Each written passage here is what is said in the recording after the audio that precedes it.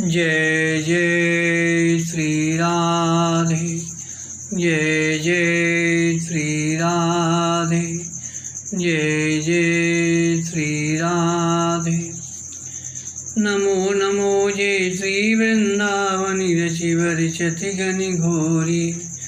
नमो नमो जय कुंज मेलिनी, नमो नमो जामे चुकोरी। नमो नमो जय कुंज बिहारिन, नमो नमो प्रीतम चित चोरी। नमो नमो जय श्री हरिदासी, नमो नमो इन्हीं की जोरी। भक्ति भक्ति भगवंत गुरु, चतुर नाम बपु एक।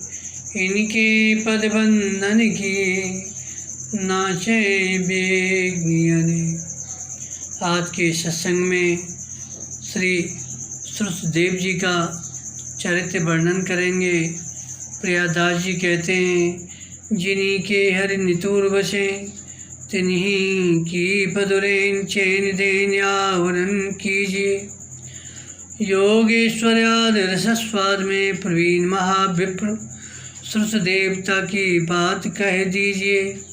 आए हरि घर देख गयो प्रेमी भर, यो ऊँचो करी कर पट फेर मत भीजिए। जिते साधु संग तिने बिनेन प्रसंग कियो उपदेश मुसो बाढ़ पाँच लीजिए।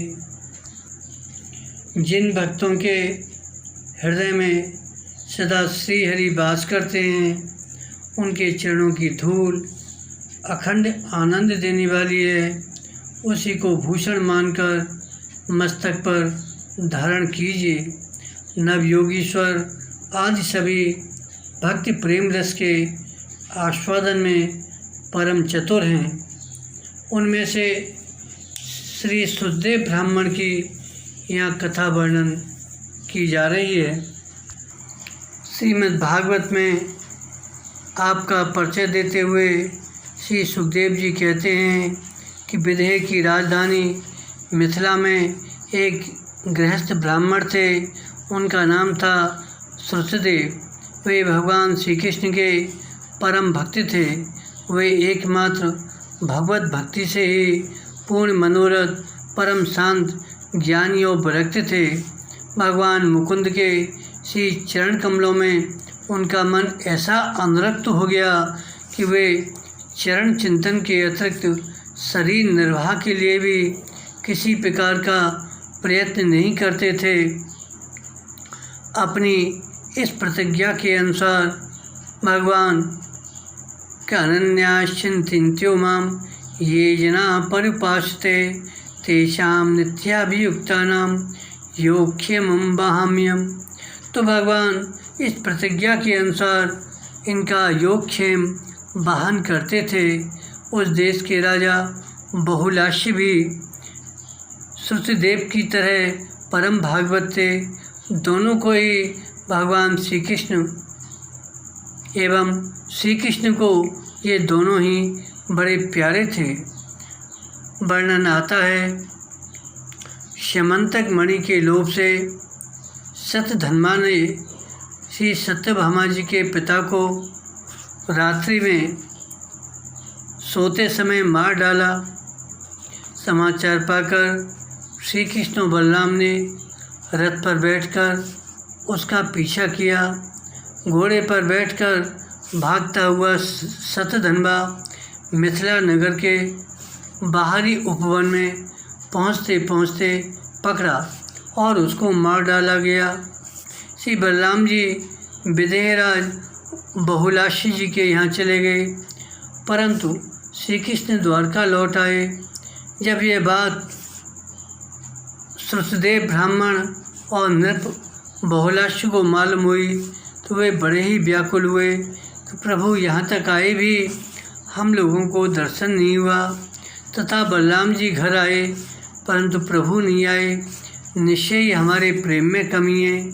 फिर तो दोनों ही भागवत बड़े प्रेम से भगवान की आराधना में लग गए।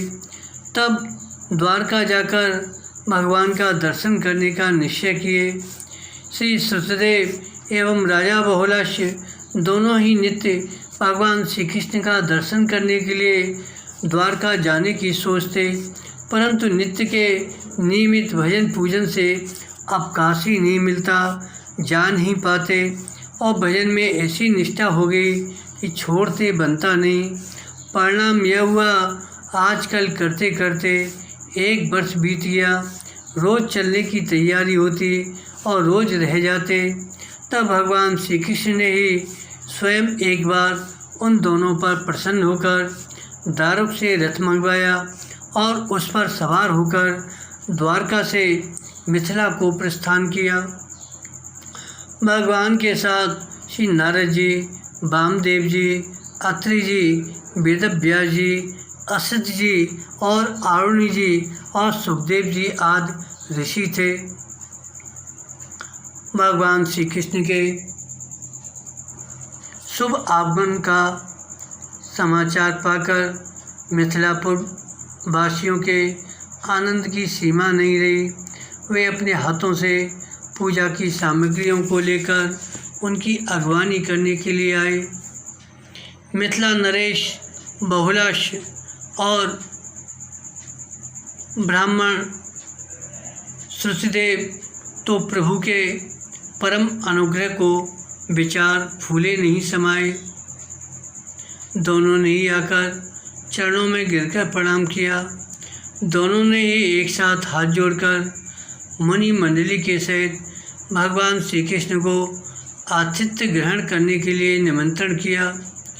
भगवान श्री कृष्ण दोनों की प्रार्थना स्वीकार करके दोनों को ही प्रसन्न करने के लिए एक ही समय पृथक पृथक रूप से दोनों के घर पधारे, परंतु यह बात एक दूसरे को मालूम नहीं हुई कि भगवान श्री कृष्ण मेरे घर के अतिरिक्त और भी कहीं जा रहे हैं। मिथिला नरेश महाराज बहुलाश जी ने सबको सुंदर आसन पर विराजमान कराकर अत्यंत प्रेम पूर्वक षोडोपचार विधि से उनकी पूजा की। जब सब लोग भोजन करके तृप्त हो गए, तब राजा बहुलाश भगवान श्री कृष्ण के चरणों को अपने गोद में लेकर बैठ गए और बड़े आनंद से धीरे धीरे सहलाते हुए बड़ी मधुर वाणी से भगवान की स्तुति करते हुए उन्होंने कुछ काल तक मुनि मंडली सहित अपने यहाँ निवास करने के लिए निवेदन किया। भक्तिवांछा कल्पतरु भगवान ने उनकी इच्छा पूर्ण की। जब भगवान श्रुतदेव ब्राह्मण के यहाँ गए, भगवान को घर में आया देख श्रुतदेव ब्राह्मण का हृदय प्रेम से भर गया। दोनों हाथों को ऊंचे उठाकर वस्त्र फैला कर नाचने लगे। प्रेम में ऐसे मग्न हो गए कि श्री कृष्ण के समेत आए हुए साधु संतों का सत्कार, विनय, प्रणाम आदि भी नहीं कर सके। तब भगवान ने इन्हें सावधान करके उपदेश दिया कि ये संत मुझसे भी बढ़कर श्रेष्ठ हैं, इनके चरणों का अर्चन बंदन करो। जब श्रुतदेव ब्राह्मण को देह का अनुसंधान हुआ, तब सबके बैठने के लिए पीड़ा, चटाई और कुश आसन आदि बिछाया। फिर तुलसी दल, कंदमूल, फल फूल, खस्से, सुभाषित शीतल जल आदि परम सात्विक सामग्रियों से भगवान का पूजन कर श्री कृष्ण के चरण कमलों का स्पर्श करते हुए स्तुति की और साधु संतों का सत्कार किया और अपने भाग्य की सराहना की। धन्योहम कृतकृत्योहम पुण्योहम पुरुषोत्तम आद्य में सफलम जन्म जीवितम सफलम च मे। शरणागत वत्सल प्रभु ने श्रुतदेव की प्रार्थना सुनकर अपने हाथ से उनका हाथ पकड़ लिया और मुस्कुराते हुए संतों का महात्म्य सुनाया। क्षेत्राणि तीर्थानि दर्शन स्पर्शनार्चनैः शनैः पुनन्ति कालेन तदप्यर हत्यमेख्या। देवता, पुण्य क्षेत्र और तीर्थ आदि तो दर्शन, स्पर्श, अर्चन आदि के द्वारा धीरे धीरे बहुत दिनों में पवित्र करते हैं, परंतु संत पुरुष अपनी दृष्टि से ही सबको पवित्र कर देते हैं। यही नहीं, देवता आदि में जो पवित्र करने की शक्ति है वह भी इन्हीं संतों की दृष्टि से ही प्राप्त होती है। इसलिए श्रुतदेव, तुम इन ब्रह्मर्षियों को मेरा ही स्वरूप समझकर पूरी श्रद्धा से पूजा करो। भाव यह है, मैं सर्वतंत्र स्वतंत्र होकर भी इन भक्तों के अधीन हूँ, अतः मुझसे भी बढ़कर इनका सत्कार करना चाहिए। यदि तुम ऐसा करोगे तो समझ लो तुमने साक्षात मेरा ही पूजन कर लिया। भगवान श्री कृष्ण का ये आदेश प्राप्त करके श्रुतदेव ने भगवान श्री कृष्ण उन ब्रह्मर्षियों की एकात्म भाव से आराधना की। एक बात यहाँ स्मरण रखने की है कि श्रुतदेव ने कुछ भाव में कमी होने से ऋषियों का पूजन न किया हो, सो बात नहीं है। वे प्रेम में ऐसे विभोर हो गए थे, उन्हें कुछ सुध बुध नहीं रही। जब प्रभु ने ध्यान दिलाया तो इन्होंने ऋषियों की भी उसी भाव से पूजा की। भगवान श्री कृष्ण, श्री श्रुतदेव और बहुलाक्ष दोनों ही भक्तों के यहाँ कुछ दिन रहकर फिर उनसे विदा लेकर द्वारका लौट आए। ये दोनों महाभागवत भी प्रभु के नाम, लीला धाम, गुण स्वभाव का चिंतन करते हुए अंत में भगवत स्वरूप को प्राप्त हो गए। बोलो भक्त भगवान की जय। जय जय श्री राधे, जय जय श्री राधे, जय जय श्री राधे।